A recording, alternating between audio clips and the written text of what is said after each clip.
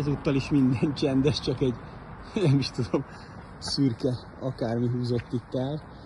Az a nagy igazság, hogy ez a várakozáson felül teljesített ez a gép, tehát 800X-szel összehasonlítva ez a 800 Rally nagyon, nagyon érdekes például, hogy ez állva az X-en azért zavart a saroknál néha. Itt pont nem.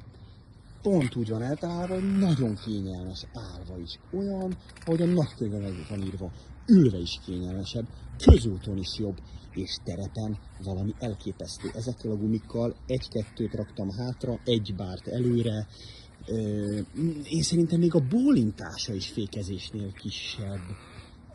Tökéletesen elég a fék, bőven ez, hogy itt az ABS-szel ugye mókolgatsz, ha akarod, kikapcsolod, csak hátul, gyönyörűen mutatja a kijelző, ha leveszed a gyújtást. Nem kell újra bénázni vele, mert ő azt megjegyzi szépen, és iszonyat jól tudsz vele forolgatni, miközben elől az ABS jótékonyan teszi a dolgát.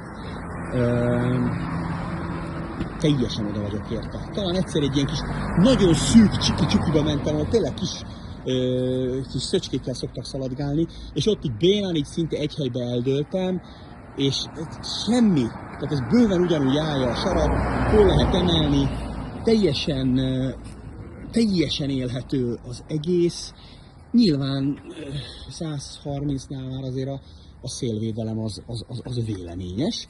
Ezen is biztos lehetne trükközni egy picit, hogyha nem bírsz magaddal, utángyártott akármivel magasabbra tenni, valahogy állíthatóvá, ha akarsz hosszú távon forgolódni vele. De az, hogy ez a motor tökéletesen megtestesíti azt a nagyon régóta hiányzó láncszemet, hogy tényleg az van, hogy garantáltan menetkészen, de még ha fel is málházod ide puhatáskákkal, mondjuk az oldalvasakra ráraksz egy nyeregtáskát, és úgy szépen megterheled, meg fölveszel egy hátizsákot, amivel az endurosok azért szoktak menni, és biztosan úgy, ahogy még ide a szerszámosodat fölrakod, és garantáltan 200 kg alatt marad, mert ugye 170-nél a száraz súlya ennek a gépnek biztos, hogy nem több, és gyárilag jön hozzá a bukóvas, még ha azokat hátra megveszed, akkor ez tényleg egy olyan fegyver, hogy mindent tud, amit kell.